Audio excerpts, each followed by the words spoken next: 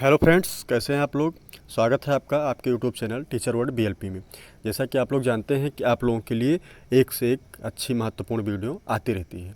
तो आज आप लोगों के लिए एक अच्छी वीडियो फिर लाई गई है जो कि आपके सब्जेक्ट इतिहास से संबंधित है, हिस्ट्री से संबंधित है और जो कि आपके कंपटीशन में पूछे गए क्वेश्चनों में से भी शामिल है। उसमें क्वेश्चन भी पूछे गए हैं जो वो आते रहते हैं और बहुत ही इंपॉर्टेंट क्वेश्चन है। ठीक है, तो चलिए आते हैं अपने वीडियो पे और क्वेश्चन स्टार्ट करते हैं कि कहाँ से कौन कौन से क्वेश्चन। पहला क्वेश्चन है आपका कि भारत में सर्वप्रथम जजिया कर किसने लागू किया था।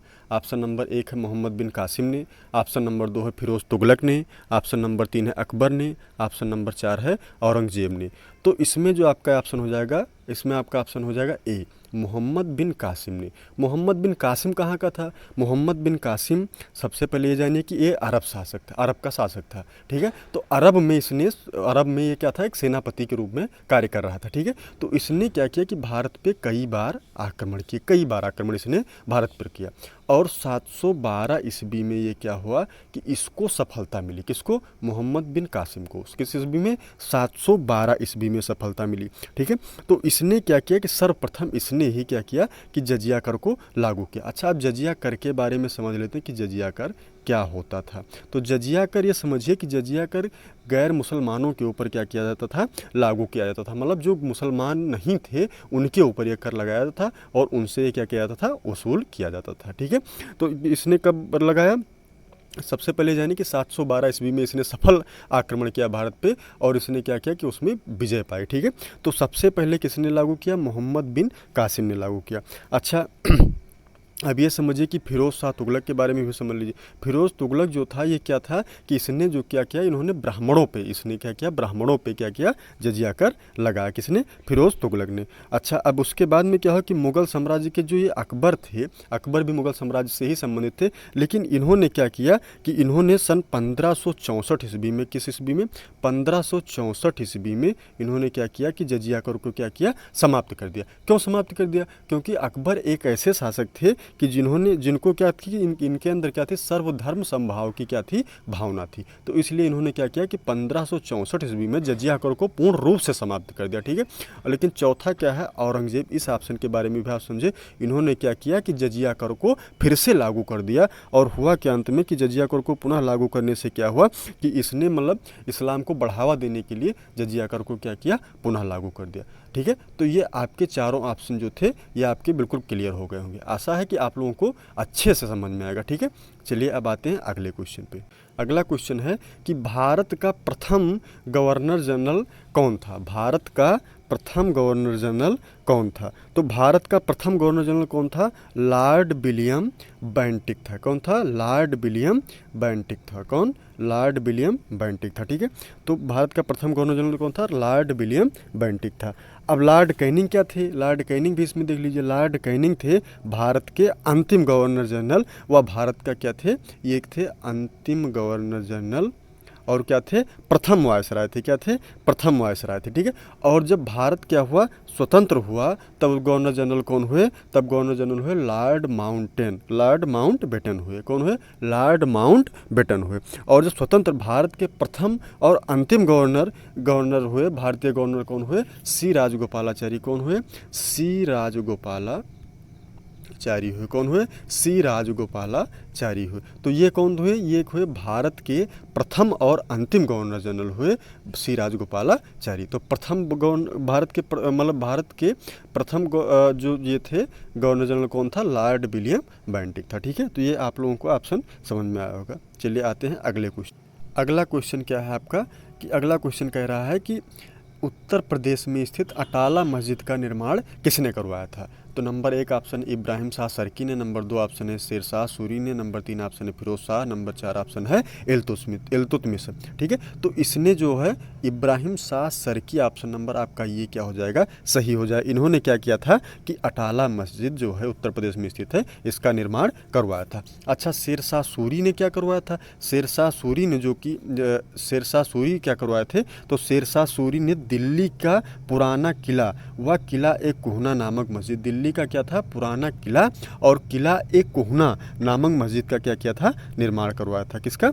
दिल्ली ए पुराना किला और दिल्ली का पुराना किला और किला ए कोहना नामक मस्जिद का क्या किया था, इन्होंने निर्माण करवाया था। और फिरोज शाह ने क्या किया था, फिरोज शाह ने अटाला मस्जिद की नींव सन 1393 ईस्वी में क्या की थी, रखी थी। किस ईस्वी में, 1393 ईस्वी में किसने रखा था, फिरोज शाह ने रखा था। और इल्तुतमिश ने क्या किया था कि कुतुब मीनार का क्या किया था, इन्होंने निर्माण क्या किया था, पूरा करवाया था। अच्छा, कुतुब मीनार का ये बताइए कि किसने स्टार्ट करवाया था, तो कुतुबुद्दीन ऐबक ने स्टार्ट करवाया था। और पूरा किसने करवाया था, इल्तुतमिश ने पूरा करवाया था। ठीक है, तो चलिए अब आते हैं अगला क्वेश्चन आपका है कि पंजाब का प्रसिद्ध कूका आंदोलन किस वायसराय के काल में हुआ। ऑप्शन नंबर 1 है लॉर्ड लॉरेंस के काल में, ऑप्शन नंबर 2 है लॉर्ड नॉर्थहुक के, ऑप्शन नंबर 3 है लॉर्ड लिटन के, ऑप्शन नंबर 4 है लॉर्ड मेयो के। तो ये हो जाएगा आपका लॉर्ड नॉर्थहुक के शासनकाल में प्रसिद्ध कूका आंदोलन हुआ था। और इसके आंदोलन के नेता कौन थे, तो ये थे भगत सरदार मल। कौन थे, भगत सरदार मल थे। इसके नेता कौन थे, भगत सरदार मल थे। किसके, कूका आंदोलन के, जो कूका आंदोलन हुआ था इसके नेता कौन थे, भगत सरदार मल थे। अच्छा, और समझ लीजिए लॉर्ड लॉरेंस के बारे में समझ लीजिए क्या थे। लॉर्ड लॉरेंस के बारे में क्या हुआ था कि इनके दौरान उड़ीसा व बुंदेलखंड और राजपुताना में क्या हुआ था, भीषण अकाल पड़ा था। किसके में, लॉर्ड लॉरेंस में। और समझिए लिटन में क्या होता, लिटन ने क्या किया था, मार्च 1878 में लिटन ने मार्च 1878 में क्या किया था, भारतीय समाचार पत्र अधिनियम वर्नाकुलर प्रेस एक्ट पारित कर कठोर प्रतिबंध लगाए थे। किसने, लिटन ने। किस सन में, 1878 ईस्वी में। किस सन में, 1878 ईस्वी में। अच्छा, लॉर्ड मेयो ने क्या किया था, लॉर्ड मेयो ने 1872 में, किसमें, 1872 ईस्वी में क्या किया था, मेयो कॉलेज की स्थापना कहाँ की थी, आगरा में की थी। कहाँ की थी, आगरा में की थी। मेयो कॉलेज की स्थापना एक इन्होंने कहाँ पे की थी, आगरा में की थी। किस सन में, 1872 ईस्वी में किया था। किसने, लॉर्ड मेयो ने। और प्रथम जनगणना किसने करवाई थी, लॉर्ड मेयो ने करवाई थी 1872 ईस्वी में। तो ये चीज़ आप लोग याद कर लीजिए बिल्कुल कि मेयो कॉलेज की स्थापना किसने करवाई थी, लॉर्ड मेयो ने करवाई थी। किस सन में करवाई थी, 1872 ईस्वी में करवाई थी। और फिर इन्होंने क्या किया था कि पहली जनगणना जो हुई थी वो किसने करवाई थी, लॉर्ड मेयो ने करवाई थी। ये भी किस में करवाई थी, 1872 ईस्वी में करवाई थी। ठीक है, तो ये चीज़ आप लोगों को क्लियर हो गया होगा। ठीक है, चलिए अब आते हैं अगले क्वेश्चन। अगला क्वेश्चन आपका है कि सन 1857 की क्रांति की असफलता के उपरांत बंगाल की सेना में भारतीय व अंग्रेज सेना का अनुपात क्या रखा गया। ऑप्शन ए है 2:1, ऑप्शन बी है 5:2, ऑप्शन सी है 1:2, ऑप्शन डी है 2:5। तो आपका ऑप्शन नंबर ए सही हो जाएगा, 2:1 सही हो जाएगा आपका। अच्छा ठीक है, तो ये क्या था। और पंजाब और मद्रास और बम्बई की सेना के बीच का अनुपात क्या रखा गया, बम्बई और मद्रास की सेना के बीच का अनुपात रखा गया 5:2 रखा गया। क्या रखा गया, 5:2 रखा गया। ठीक है, यह क्वेश्चन आपका यूपी पेट 2022 में क्या हुआ है, पूछा गया। किसमें, 2022 में।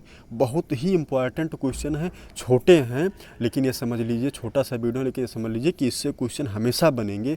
और जो भी कंपटीशन एग्जाम आपका होने वाला है, जैसे कि यूपी पुलिस आपकी होने वाली है, भी जल्द में ही भर्ती आने वाली है, एसएससी जीडी की आपकी आ ही चुकी है, समझ लीजिए। ठीक है, और भी जो भी एग्जाम होने, सीजीएल का आपका एग्जाम भी लगा हुआ होने वाला है। तो ये समझ लीजिए कि उस सब के लिए समझ लीजिए क्या है, ये क्वेश्चन जितने हैं सब क्या होंगे, रामबाण साबित होंगे। ये समझ लीजिए कि इसमें से वहाँ पे क्वेश्चन आपको जरूर देखने को मिलेंगे। ठीक है, इतना इंपॉर्टेंट है ये आया हुआ क्वेश्चन है। किस सन में आया है, 2022 में यूपी पेट में पूछा गया क्वेश्चन है। ठीक है, तो आशा है कि आप लोगों को वीडियो बहुत अच्छे तरीके से समझ में आई होगी। आप लोग इस वीडियो को अपने दोस्तों तक भी शेयर कीजिए और अधिक से अधिक क्या कीजिए, लाइक कीजिए, ताकि हमें भी मोटिवेशन मिलता रहे। बहुत बहुत धन्यवाद। जय हिंद।